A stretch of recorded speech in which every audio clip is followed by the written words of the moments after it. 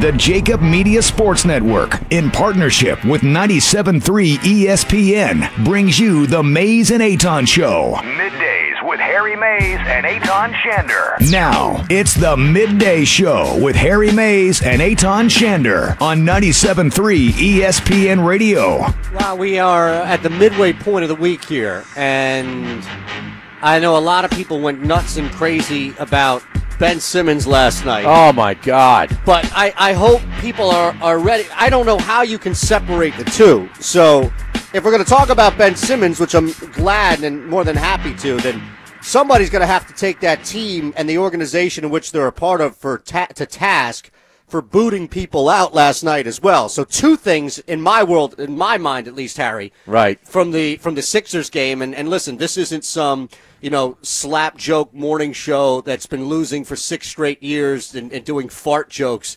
And, we can have a serious conversation about if it's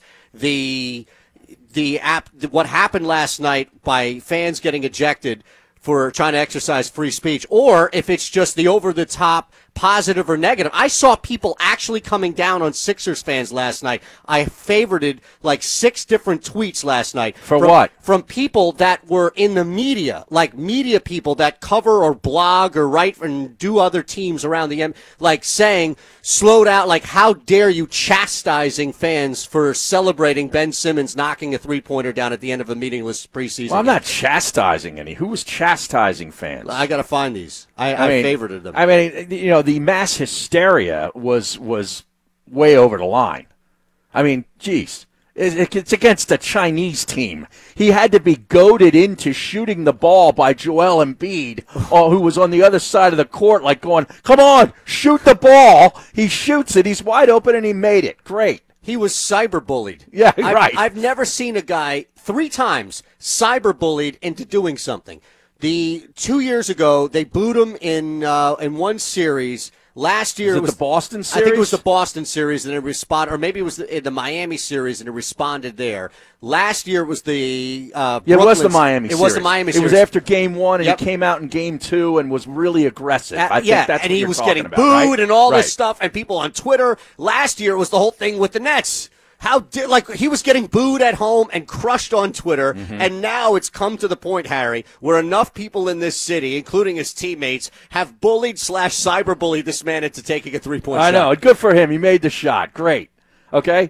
Wake me when he takes a shot in an actual NBA game that counts against NBA competition, and then I will applaud him, okay? But to me, last night, I mean, people were acting like, Sixers are going to win the championship. Ben Simmons hit a 3. My God, you can't guard him. I saw that. What are you going to do? I saw that, too. Are you serious? Twitter last night was awful. This is why social media should just be eliminated. Twitter had a really rough night last night. It did? It had a really bad night. I'm glad I was in bed. No, trust me. I was sound asleep. Trust me. If you think I'm watching some stupid preseason game against some Chinese national team. We sent some people to that game, Well, though. good for them. I hope they had a ball. Hopefully they were the people that weren't holding up the placards to free Hong Kong. No, I don't think so. Although you never know here. I can't tell you if maybe they moved the tickets in the secondary market. Because you're only allowed to be woke in the NBA when there's no money at stake. Right. Okay? Well, now that there are multiple billions of dollars, and we've already seen Daryl Morey walk back his tweets. Oh, he did, and basically act like there's a gun to his head on his new tweet saying, oh, my tweet was my own, once he deleted my Oh, tweet. okay, right. really? Yeah. All these things happen here. You're right. It's funny when there's a certain amount of money, like funny money is out there. That's the Chinese money now. And because now we got to sell sudden, Nikes in China now. LeBron can't be woke about this situation. You cannot. Jesus. You cannot look at that. And here's the thing. Steve I don't care Kerr. if it's Steve Kerr or Adam Silver or He's always anybody. got a lot to say to Steve Kerr, but now he's mums the word, I got to do research. What research do you need to do? You don't know what's going on over there? No, he's a very worldly individual. Right. The NBA has had a relationship with China. The hypocrisy is just unbelievable. Well, I think we finally saw it here last night. Like, this has been a Twitter discussion. This has been a back-and-forth discussion. It's been popped up on the television shows, but we actually had it last night. Like, we saw that front and center last night where somebody here in Philadelphia, in the birthplace of freedom, right? Yeah. Was invited to leave their seats. he and his wife, because holding up a sign saying "Free Hong Kong" and shouting at a Chinese national team that came in here. Right. I mean, listen, like, if there's one place on the planet where you should be able to say that, and listen, there was no hurtful stuff, there was no bigoted stuff, there was no flipping anybody off. It wasn't some guy. I think is a doctor right out in the main line who double-birded Russell Westbrook. Oh yeah, that guy was a doctor. Right, yeah. Right. Like, that's not even. They treated these two people the same way they would treat somebody who said something bigoted, vulgar. Exactly. Yeah. Flipped a player off or something along those lines. You should be able to do that. Listen. Are you allowed to have signs in there? Yeah. You can? Yeah, I thought so. I mean, I don't even really remember. But is that an ejectable offense if you have a sign there that says, well, if you're not allowed to have Sixers? signs, then I guess you could say, we got to take the sign from you first. But do you immediately go to ejection? I don't think so, unless there is some sort of motive and that there's some sort of operation involved or operative, involved, where it's like, this can't happen. Hey, they're already sensitive about Daryl Morey. Yeah. I mean, would anybody really struggle to believe that leap where it's like, hey, Daryl Morey pissed off an entire nation of, 2 billion people, and now they're coming here with some teams to play over here. We're already worried about losing their money. If you, Sixers, or anybody else see anybody out there causing trouble. I don't think he pissed off the entire nation. I think that a lot of the nation agreed with what his tweet was if they saw it. Well, yeah. It's the government that didn't like the tweet. Yeah, okay. And the government's doing business with the NBA. Correct. I guess I meant more so like the representation of it with the military. Yeah.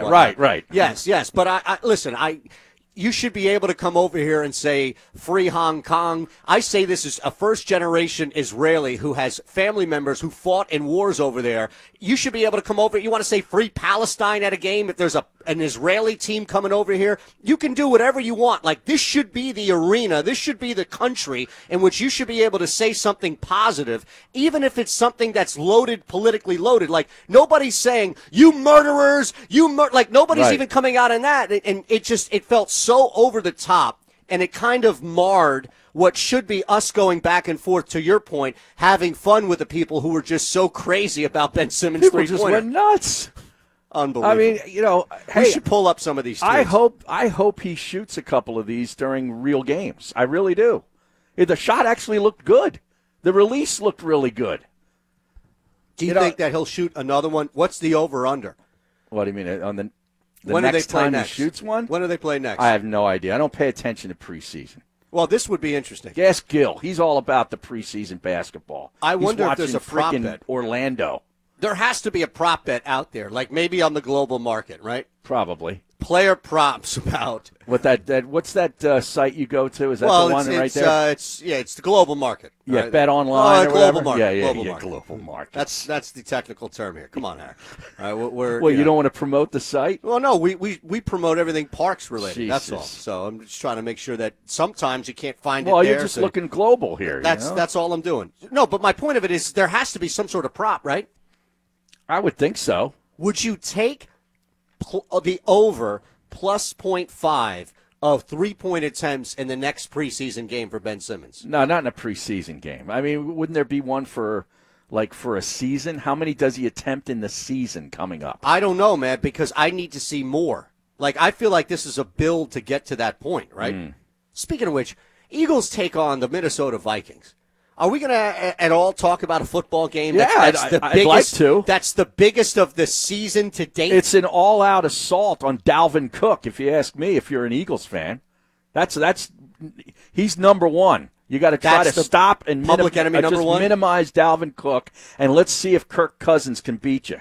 Try to harass him the way the Chicago Bears harassed him a couple weeks ago. I think you could do that. Okay, I think they sacked him 6 times in that game. Yep. I mean, I watched that game. Chase Daniel outplayed Kirk Cousins. He did. He absolutely did. Chase Daniel was almost perfect in that game. It was amazing how well he played. That was when that was the week after Trubisky got hurt. No, Trubisky got hurt in the first you're series right. That of was that game. The game. Yeah. And this kid came in and he played his ass off. He was unbelievable. Right. But you're right, though, in that standpoint, which is you look at what the Bears did against this offense. They couldn't run on them. Nothing. Yeah, couldn't do anything on them. And how much of what happened last week against the Giants is an anomaly because it's the Giants, or is it this team waking up? Well, how much of what the defense did against the Jets is an anomaly because it was the Jets, because they got off. I mean, they sacked the quarterback 9-10 times last week. Do I expect that this week? Absolutely not, but I would like to see, let's sack him 3 times. Let's get 3 sacks. That's not difficult. But see, you add up how well this team has pressured the quarterback without blitzing. Mm-hmm. And you go into Minnesota for a guy in Kirk Cousins where he just doesn't perform well when there's any type of pressure. If it's physical pressure, if it's discussion level pressure, like he just doesn't. His completion percentage is pretty good, though, this year. He's like 68%. And last week he was like 80% last week. So it's 67% following last week. No, for the entire season he's like 68%. Well, I'm it's pretty good. It's not bad. No, it's not bad. But he's only thrown 2 picks, which I found stunning. Yeah, I don't think that this is a terrible season. I think it's an underachieving. Like, how many touchdowns has he Only thrown? 5. There you go. That's the thing. Yeah, right. So you're looking at an offense that's a lot more 3 and out than I think turning the ball. Like, this isn't Miami, Cincinnati, where it's just, my God, you're at the risk of turning the football over at a high clip. Right. Washington's probably a better one than Cincinnati. This is, I think, the ultimate frustration. But now, I don't want to go full PGF on you here, but this is like a trend that you look at that is not really indicative of a team's record / performance, right? It's not like they're making terrible mistakes. It's not like they're making mental errors. It's like they're hovering, and they can't land it. And I don't want to be the team in which all of a sudden they now land it. Because it looked like they were doing it against the Giants. Well, it did. And how much of that was just the Giants' defense? There's a good portion of it was probably related to the Giants, as you can equate, the Eagles' defense and their game against the Jets' offense. Right. You know what I mean? Right. It was the opponent largely. But the Vikings have lost 2 games this year, and they've both been in the division on the road. Okay, they lost to Green Bay because Cousins threw the ball away late when they were driving with a chance to take the lead. He turned Kirk Cousins in that moment, that's what we need. We need a couple of those moments on Sunday afternoon. You need to minimize Dalvin Cook and make Kirk Cousins look like Kirk Cousins in a big spot, because he doesn't come through. Yeah, the $80 million man. But that's what I'm saying, which is we've seen that already in this start of the season with so many like training wheels around him. Mm-hmm. Dalvin Cook, Adam Thielen, Stephon Diggs, Kyle Rudolph. There's too much talent for that offense to be sputtering for a 16-week season. Right. And you're right. This might be – listen, we don't know about Deshaun Jackson at this point. I know that there was something going on there about not getting the surgery, right? Right. D-Jax had a doc recommended surgery for his abdomen injury after week 1. I'm reading this from Dennis Chambers' account. Yeah, Tim McManus had that a few weeks ago, too, that there was a doctor that suggested surgery. So – looking at the timeline, the recovery time was 6 to 8 weeks, but he opted for rehab to cut down on time. Mm-hmm. Here we are, 5 weeks, no end in sight. You wonder if maybe there should have been surgery. I don't know. The offense clearly has not found a way. And again, we saw this 2 years ago. I don't know what's happened since, but you can't keep using this excuse of, well, we don't want to take shots. Like, it's a dog chasing its tail. It's chicken or the egg. At some point, you're going to have to take a shot down the field.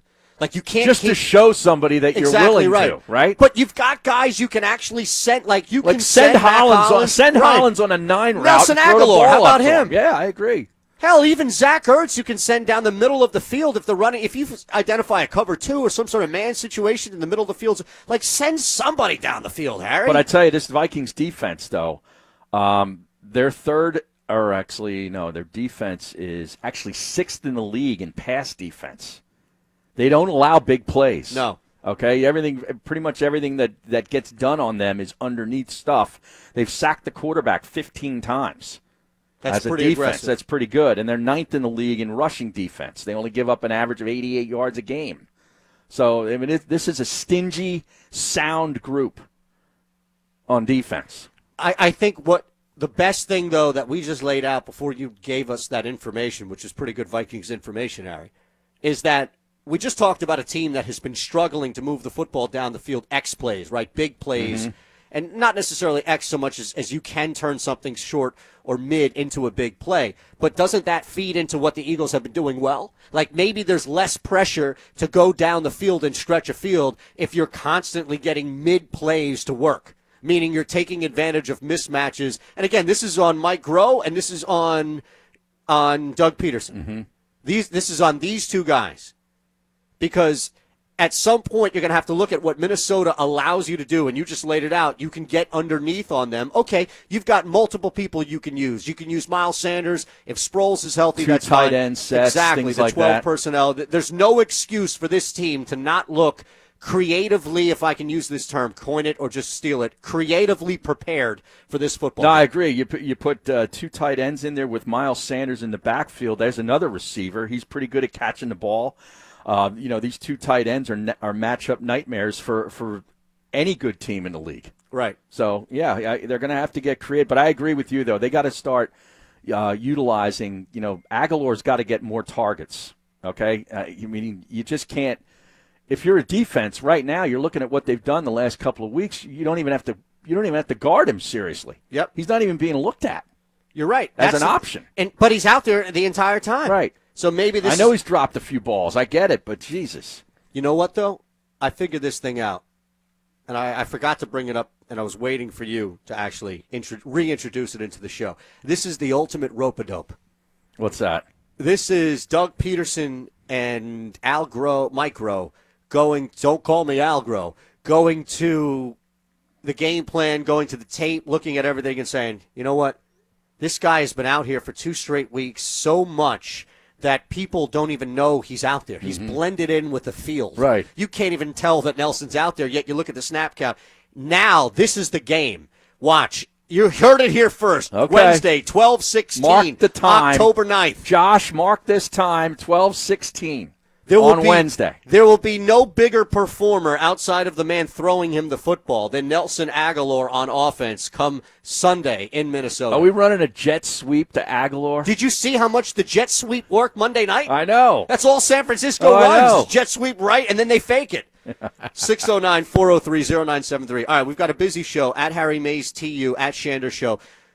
Let's see. Matt Lombardo is going to join us at 1 o'clock. Bob Wankel from Crossing Broad is going to join us coming up in 13 minutes. We've got 12:30. Temple tickets. That's okay? right. We've got 2 that we're going to give out today, 2 pair of Temple tickets. In fact, I've already given out 1. Okay. Chris has already given out 1 for helping aid the program. See, this is what we do. We don't ask for like a top 10. We don't ask for a Mount Rushmore quiz, trivia, nothing. We just want you to contribute, make the show. Chris made the show. He left his name. I responded back. He gave us an over-under for 3-point attempts for Ben Simmons this season. For the season. Correct. Okay. 50. 50. Yeah. Now, think about this. Here's why I don't scoff at that number. Because last night could have been, and I know that this is different than just looking at a immediate reaction the on Twitter. half, wasn't it? But maybe, just maybe, okay, maybe he gets it, he feels that emotion, he goes through with it, whatever block or thing that was impeding him before is gone. What if he just comes out and starts shooting? I would love that. I think we'd all love it. I root for that. Okay? Right. Nobody's rooting against Right. it. But would he then not take more than 50? I mean, okay, first of all, he's probably going to play, barring injury, 80 games, right? He shows up to play every night. Right. It's not like Embiid where he's only going to play 60 to 65 games. You can pretty much pencil him in for the start of the season, right? Yeah, I'd like to get Embiid to 66, but that's fine. But you know what I mean. Right, Like right. If you're dealing with Ben Simmons only playing 60-some-odd games, that's almost a shot a game. Right. But with him playing probably 78 to 80 games, 50. That's not a lot, right? It's only attempts. That's all we're saying is attempts. For a guy who might have the itch, think about that. That's what you got last night. What's he done total in his career? Like 2? I think 3. Is it 3? But and they were probably at the end heaves, of quarters. right, which that was as well. Yeah. The only thing you could look at and hit the over with on this would be if he got the itch. And the only thing, you got the itch. Oh, you got the itch? Sometimes that's a bad thing when you have the itch. True. You got to get that looked at. Absolutely. Now, I don't know if there's any ointment for what Ben Simmons, what's causing this itch for Ben Simmons. Like, I got these drops upon drops I'm giving my dog. You know, I don't think that's going to work for Simmons' itch. But what could work for, besides more cowbell, would be more threes. Mm-hmm. The prescription for the fever Ben Simmons is dealing with right now, Harry, is more three-pointers. Oh, God. All right? Wow. What do you think? I'm just looking here. 3-point. He's averaged 0.1 3-point attempts. 0.1. Are you serious? And all of a sudden he's going 50? Well, 0.1 in 3 years. Think about this. Okay, think about this. I'm going to use the most basic example for a man and woman out there to relate, okay?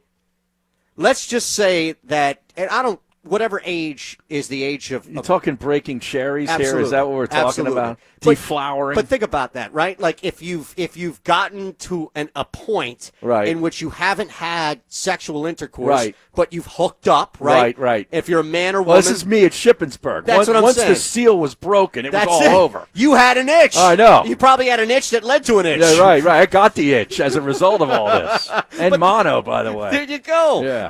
That's it was my a whole redhead that point. gave me mono. But listen, that's my whole point. Is like, yo, now Ben Simmons had that one, and this is like, the equivalent of that. That's not a relationship hookup. That's just like a one-time, and all of a sudden you're like, wait, I can do this? I can do this? Here's the thing. If he missed the shot last night, do you think he has the itch? Or the fact that it went in and it was so pure, nothing but nylon? Are you saying, does he have blue balls if he misses the shot? I'm just And he saying. stays away from that type of activity for a little bit? Exactly. A little abstinence? Yes. Maybe. Hey, I know that there would be a lot of, hey, don't worry, like patting on the back. Right. So are you taking the over on 50? See, this is the thing. I need to see. Here's what I'm doing. I'm going to take the over on 0.5 for the next preseason game. If he does not take a three-pointer, I'm going to take the under on 50. I need to see what's going on. You're basing this on a preseason game? Yeah, I'm the going. The next preseason game. Listen, man, I'm going full Sam Bradford on you, 10 for 10, week against 3. Green Bay. Week 3 of the preseason. Right. You heard it here first. Nelson Aguilar is going to be the star on Sunday, and Ben Simmons is going to take 52 threes this year. 52. 52. All right? Let's get Glenn in Now, here. Colin Thompson says the over-under is 80. Basically won a game. Okay. But think about that. If the over-under is actually 80, I think everybody would jump to under. But 50 is a little more reasonable, isn't it? Yeah. 50 is not a lot. It still seems like a lot, though. Well, we'd have to see. Now, listen to this. A couple of tweets here. We'll get to Glenn and EHT, I promise, if you're still there. And also, Bob Wankel from Crossing Broad is going to join us. And our Temple tickets are in effect. We just gave one out. So we have another pair to give out. Maybe, if necessary, we can reach into the bag of tricks and pull a third pair out. But at the moment, we just gave out one. We have another one before 2 o'clock. Big Mike McD, our buddy at Eagle Eyes 317. Aguilar was targeted on 2 bombs Sunday. One overthrown. The other was the non-interference call, but they do need more. Listen, he threw the red flag on that, which was dumb. Yeah, it was dumb. It was dumb. But I understand what Big Mike's, I think, hinting at, which is, it's only a matter of time. It's simmering. Right now, Aguilar in the passing game, I'm telling you, long term is bubbling to the surface. It's only a matter of time. Now, this isn't the only Eagles thing we have to talk about. The Eagles are in the news, right? I'm surprised they're not up on Not this. the band. Yeah, the band. What? They're touring now, full albums. I think they're going back and touring one album, like one main album. Yeah, a lot of bands are doing that. Right. Steely Dan has done that. Right. The Who has done that. Correct. They've done Quadrophenia. In fact, I saw that once back in Just the entire 96. album? Was that the whole show? The first time they did the Quadrophenia tour, just the album, was in 96. I saw them in North Carolina. It was fantastic. Is there a band or group, and I'll leave it open for any genre, and trust me, we're not looking for anything. I'm just curious if people want to interact. Steely Dan's doing a residency at the Beacon over the next couple weeks in New York. Now, are they doing the same thing where it's album each show? I think they're doing albums each show. So each show is a different one of their famous I think albums. So, yeah. That's pretty cool. That is cool. So let's say one night. You get one night to go out and watch. But here's the only caveat. It's a band that you haven't seen live, or a group, or an artist. I don't care if it's a rapper, if it's a violinist, anything in between. It could be Mick Jagger. It could be Run DMC.